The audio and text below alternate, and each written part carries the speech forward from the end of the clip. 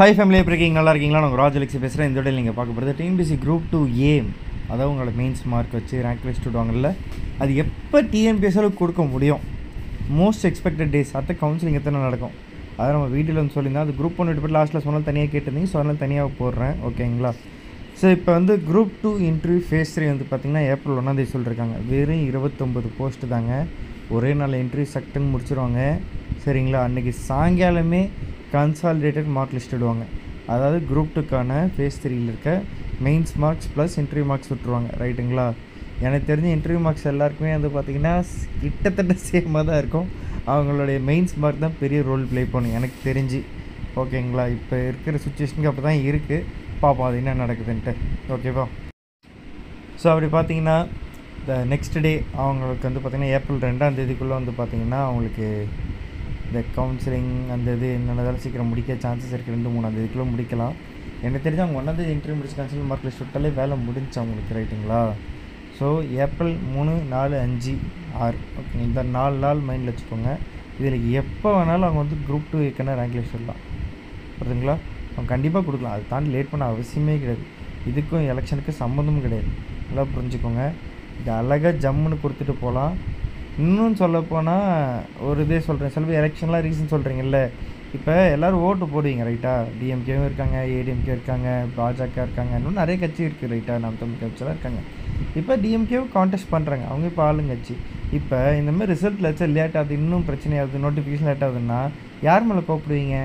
ஆளுங்கட்சி மேலே தான் கோப்பிடுவீங்க. டிஎம்கே தான் வாழ்க்கை கெடுத்துச்சுன்னு சொல்கிறவங்களா இருப்பீங்க. இதே உங்களுக்கு ரிசல்ட்டை விட்டு நோட்டிஃபிகேஷன்லாம் கொடுத்தா என்ன நினைப்பீங்க? அப்பா ஒருளே கொடுத்துட்டாங்க அப்படின்ட்டு இருப்பீங்க. அதான் அவங்க மேலே பேட் நேம்ஸ் வராது. ரைட்டு தானே? ஸோ இது வந்து இன்டெரக்ட் இம்பேக்ட் இருக்குது. ஒரு எலெக்ஷனுக்கு இது ஒரு இன்டெரக்ட் இம்பேக்ட் இருக்குது தானே? ஸோ அதனால் அவங்க இதெல்லாம் லேட் பண்ணுறதுக்கு சான்சஸ் ரொம்ப கம்மி.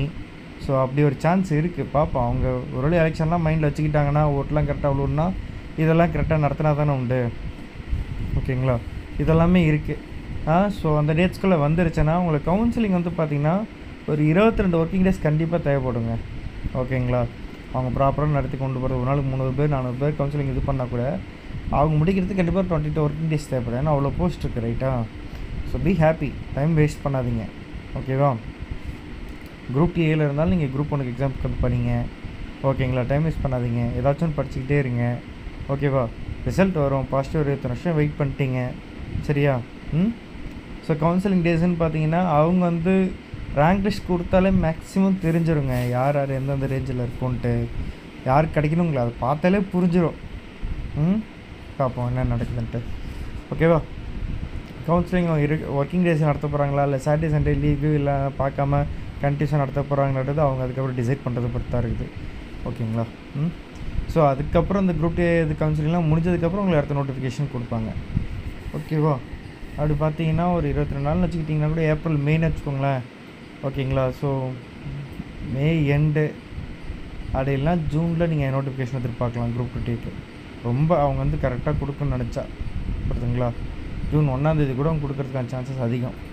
அவ்வளோ சான்ஸ் இருக்குது. கண்டிப்பாக கொடுக்க முடியும். அவங்க நினச்சா முடிச்சுட்டு கொடுக்க முடியும் அடுத்த நோட்டிஃபிகேஷனை. அதுவும் குரூப் 2 ஜென்ரல் இங்கிலீஷ்லாம் எடுக்காமல் சேம் சிலபஸ் வச்சு அழகாக கொடுக்கறதுக்கு சான்சஸ் அதிகம். பார்ப்போம் என்ன பண்ணுறாங்கன்ட்டு. Bye from the best.